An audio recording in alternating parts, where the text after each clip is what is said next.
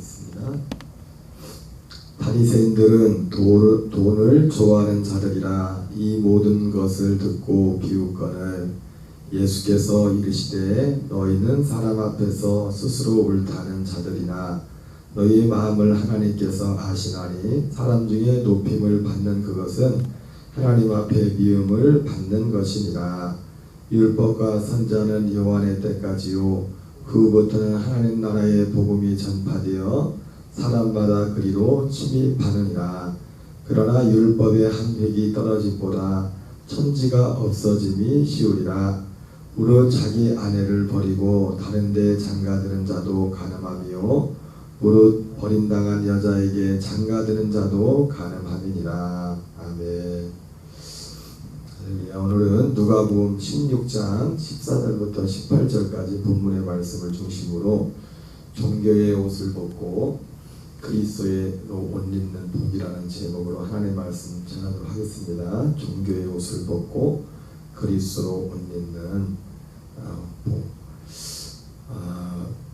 오늘 이 본문은 바리새인들에 관한 말씀인데 어제도 얼핏 잠깐 말씀드렸는지 모르겠는데 이 바리새인 중에 바리새인이 사도 바울이었죠. 바울이라는 이름을 갖기 전에 그 이름이 사울이었는데 어쩌면은 오늘 이 누가복음 16장에 나오는 이 바리새인들의 모습이 물론 100%라고 모든 걸 인정할 수 없겠지만은 예수 그리스도를 만나기 전에 사울의 모습은 아니었나 생각을 하면서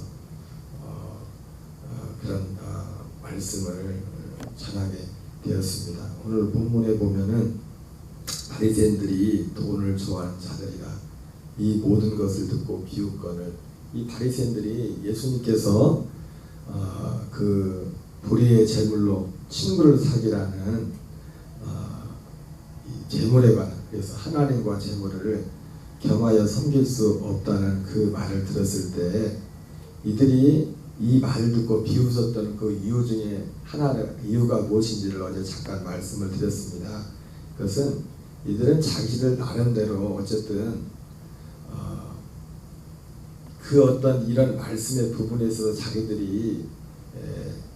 자기들은 그래도 이런 면에 있어서 다른 사람들보다 더 잘하고 있다는 그런 아마 그런 생각들을 가지고 있었어요. 성경 곳곳에서 나오고 있죠. 그래서 누가복음 18장 같은 경우도 보면은 자기들 스스로 생각하기를 여기도 보면은 예수님께서 바리새인들한테 15절에 보면은 너희는 사람 앞에서 스스로 옳다는 자들이나 이렇게 바리새인들이 그 마음속에 있는 게 뭐냐면 자기 스스로를 옳다고 생각하는 다른 사람들에게 사람 앞에서 옳다는 자들이다 이렇게 예수님이 그렇게 평가하고 있고 실제로 누가복음 18장에 보면은 그 세리와 그 바리새인이 기도하는 그 장면을 예수님이 보여주시면서 바리새인에 대해서 뭐라고 하니까 자기를 의롭다고 생각하는 사람들에 대해서 예수님이 그 비유를 들지 않습니까? 거기에 등장한 사람이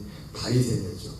그래서 거기도 보면은 자기 스스로를 그래서 자기 다른 사람들과 그러니까 사람 앞에서 스스로를 옳다 생각할 때는 이 사람들 마음 가운데 뭐냐면 사람 앞에 이전에 자기들 나름대로 하나님 앞에서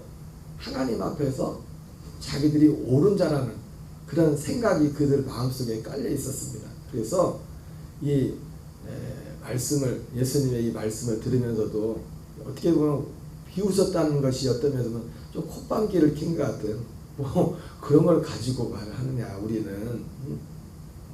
그리고 그들은 이 바리새인들은 돈을 좋아한다고 했는데 그 말 속에는 그들이 하나님의 어떤 축복의 기준을 그 어떤 재물의 그것에 어떤 기준을 뒀다는 그런 의미도 있다고 말씀을 드렸습니다. 어쨌든 이 바리새인들의 특징은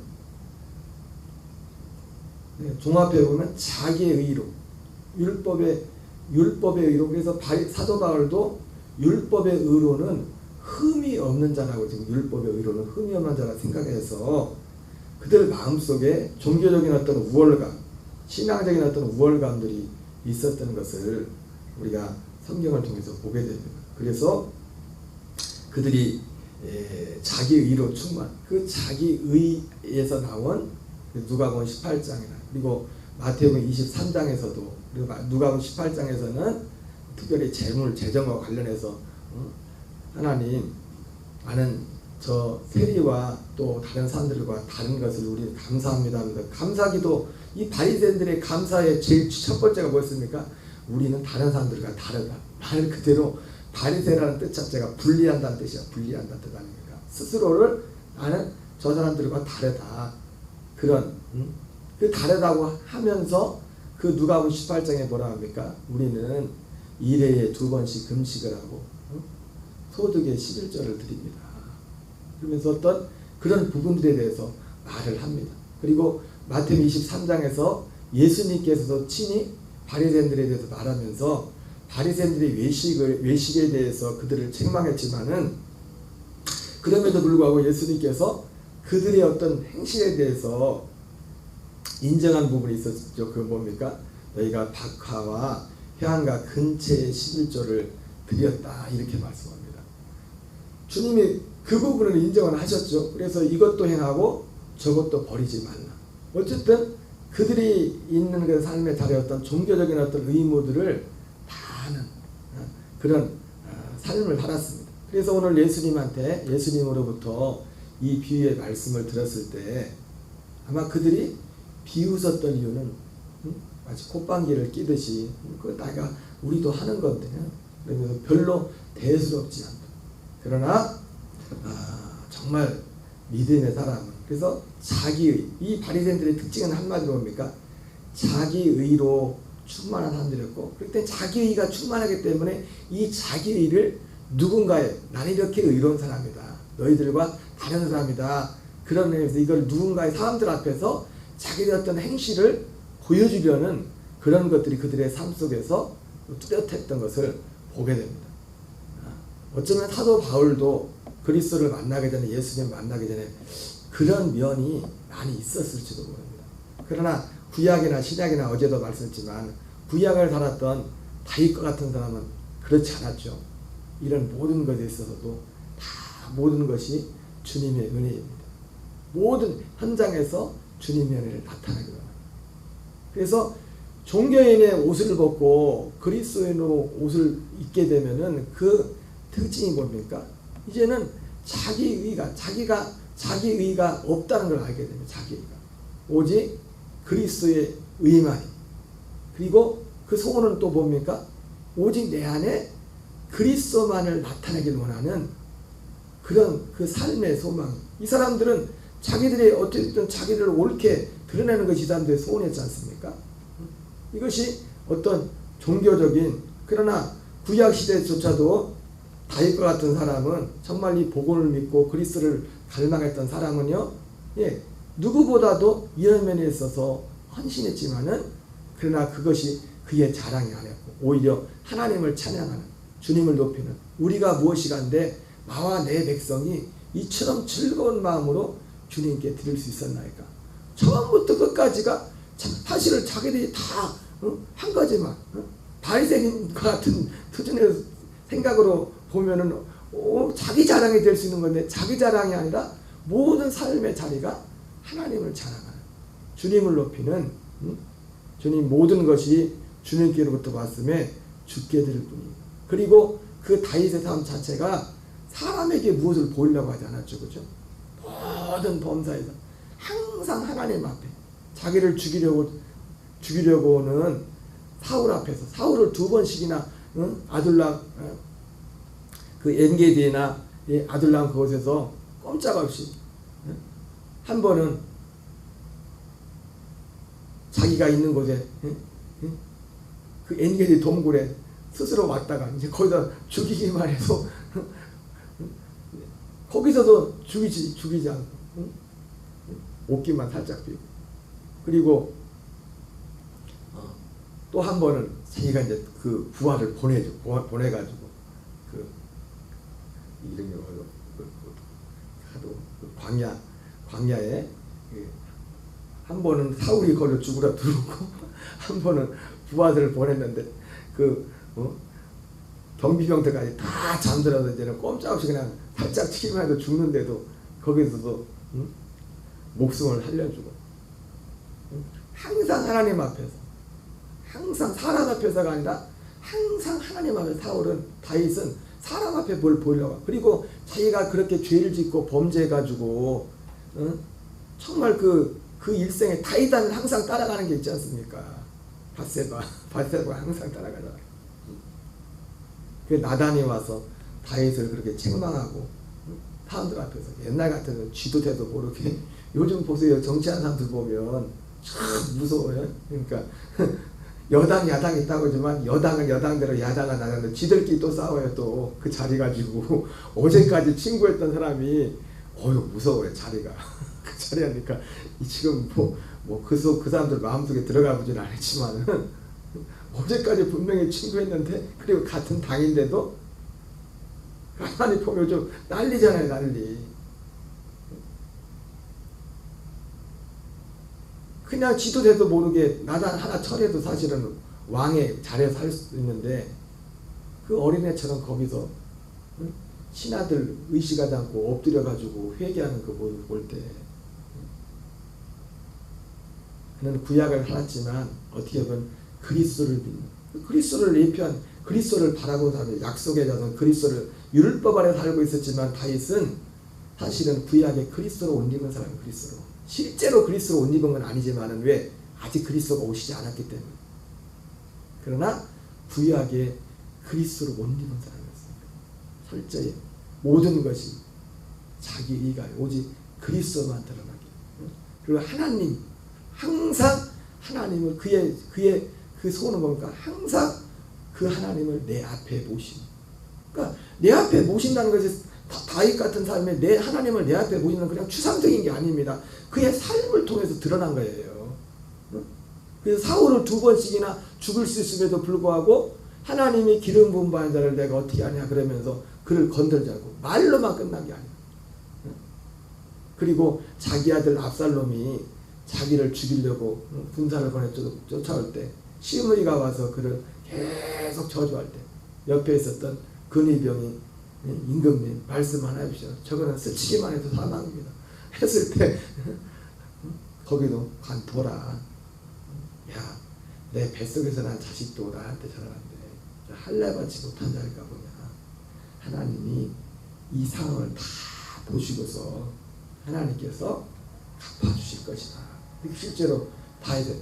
안 갚아줘서 어쩔 수 없고. 그런데 항상 그 다윗의 삶은 모든 면에서는 자랑의 자기가 아니라 구약을 할 적은 하나님이 자랑이었고, 그리고 그의 소망 뭡니까? 모든 범사에서 하나님이 나타나는 하나님. 오직 허람되어 주님이 드러나는 것이, 이것이 사도 바울도 예수 그리스도를 만나고 난 후에서는 많은 것이 바뀌었죠.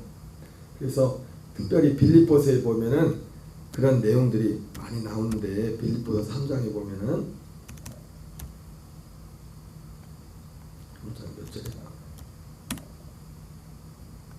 3장 4절부터 한번 같이 보겠습니다. 시작. 그러나 나도 육체를 신뢰할 만하며 만일 누구든지 다른 이가 육체를 신뢰할 것이 있는 줄로 생각하면 나는 더욱 그러하니. 지금 사실 이 육체를 신뢰한다는 게 뭐냐면 뭡니까? 사울이 얼굴이 잘생기고 막 몸이 막 요즘에 요즘 파리올림픽 나가는 우리 잠깐 이게 TV를 보면, 우리나라에서 왜 이렇게 이뻐 다들 잘생기고 키도 막 어디 나왔고 너무 인물이 좀. 근데 바울이 육체를 신뢰한다는 것은 뭐냐면 그런 걸 말하는 게 아니죠. 자기들이 율법으로서, 몸의 행실로서, 율법의 행실로서는 신뢰할 만하다는 거가 그만큼, 여러분 제가 항상 하는 말이지만 우리가 바리새인들 예수님 욕해서 그렇지 그 사람들 인간적으로 무시할 사람들 아닙니다. 대단한 사람들이에요. 우리 그 사람들 발가락도 못 따라가요. 어떻게 보면 신뢰로요? 우리가 여호와 증인만큼 열심히 합니까? 물론 열심히 하는 분들도 있겠지만은 여호와 증인들 보세요. 여호와 증인들 보면 잘못됐지만 그 사람들. 내가 8일 만에, 그래서 육체를 신뢰할 만한 것이 뭐인가 돼서 그 종교적인 신앙적인 면에서 지금 한 겁니다. 육체를 신뢰한다는 거 3장 5절 보면 내가 8일 만에 할례를 받고 이스라엘 족속이요 베냐민 지파요 히브리인 중에 히브리인이요 율법으로는 바리새인이요. 이게 육체를 신뢰할 만하다는 거예요. 육체를 종교적인 신앙적인 열심으로는 교회를 박해하고 율법의 의로는 흠이 없는 자라. 지금 그러니까 이 바리새인들이 예수님으로부터 그 말씀을 들으면서 비웃었던 이유 중에 하나가 뭐냐면 그런 면에서 비웃은 겁니다. 그런 그들의 그리고 사람들 앞에서 자기를 예수님이 거기에 대해서 말씀한 거죠. 그러나 무엇인지 내게 유익하는 것을 그러나 그러니까 이 사도 바울도 종교의 옷을 입고 있을 때 단지 그리스도를 만나기 전에는 그랬다는 겁니다. 그러나 무엇인지 내게 유익하는 것을 내가 그리스도를 위하여 다 해로 여길 뿐더러 그 또한 모든 것을 해로 여김은 내 주 그리스도 예수를 아는 지식이 가장 고상하기 때문이라. 내가 그를 위하여 모든 것을 잃어버리고 배설물로 여김은 그리스도를 얻고 그 안에서 발견되려 함이니 내가 가지고 있는 율법에서 난 것이 아니요 오직 그리스도를 믿음으로 말미암은 것이니 곧 믿음으로 하나님께로부터 난이라. 내가 그리스도와 그 부활의 권능과 그 고난의 참여함을 알고자 하여 그의 죽으심을 본받아 어떻게 해서든지 죽은 자 가운데서 부활에 이르려 하노니 내가 이미 얻었다함도 아니요 온전히 이루었다함도 아니라. 참 이게 중요하죠. 그리스도로 옷 입은 사람들의 특징은 뭐냐면 종교인과 그리스도인의 이 종교의 사도 바울도 바울 되기 전에 다 마치 다 이룬 것처럼. 여러분 우리가 그런 말 있지 않습니까? 세상에서도 사람이 3명만 가면 꼭 거기 같이 가는 사람 중에 배울 게 한 가지씩은 다 있다고. 아무리 틀린 말을 하건 뭘 할지라도 우리가 누군가의 만난 삶 가운데 뭘 듣고 보다 보면 거기에 다 배울 게 다 있어요. 그리스도 안에서 보면 그게 나쁜 거조차도 나쁜 거에서도 거기서 주님의 음성을 듣고 거기서 교훈을 듣고 하물며 오늘 예수님이 친히 말씀하시는데 거기서 비웃고 있어.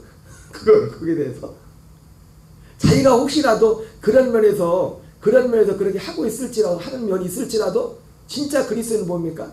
다시 한번 자기를 돌아보는 거예요. 자기 한번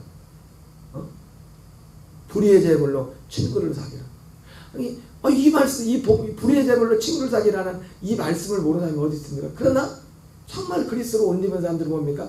들었던 말이지만은 또 다시 한번 그걸 되새기면서 혹시 주님이 우리에게 정말 이걸 통해 진짜 하고자 하는 말씀이 뭔가 더 내가 더 그래서 그리스도 옷 입은 사람은 내가 이미 얻었다함도 아니요 온전히 이루었다함도 아니라 오직 내가 그리스도 예수께 앞에 받은 그거를 잡으려고 달려간다 이렇게 말씀합니다. 형제들아 나는 아직 내가 잡은 줄로 여기지 않냐고. 오늘 바리새인들은 거의 천하의 예수님 앞에서도 자기들이 마치 뭐나 다 이루는 것처럼 그냥 그 말씀 앞에서 예수님을 폭방 입고 비웃는 그 모습. 오직 한 일 즉 뒤에 있는 것은 잊어버리고 앞에 있는 것을 잡으려고 푯대를 향하여 그리스도 예수 안에서 하나님을 위해서 부르신 부름의 상을 위하여 달려가노라. 오직 그리스도로 옷 입은 자들 뒤에 것을 잊어버리고 앞에 있는 것을 잡으려고 그리고 범사에 사람들 앞에 무엇을 보이려고 하는 것이 아니라 하나님 앞에서 다윗과 같이 모든 범사에 하나님 앞에 내가 지금 하나님 앞에 서 있다. 내가 항상 하나님을 내 옆에 모시며 다윗이 한 말이지 않습니까? 그 삶을 통해서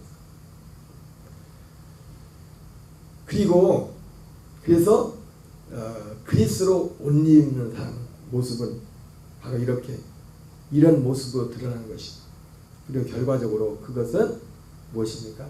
하나님 나라의 복음을 통해서 이러한 그리스도로 옷 입는 삶은 하나님 나라의 복음을 통해서 그래서 율법과 오늘 예수님이 율법과 선지자는 세례 요한의 때부터 그 후부터 하나님의 나라의 복음이 전파되어 사람들이 다 그리로 침입합니다.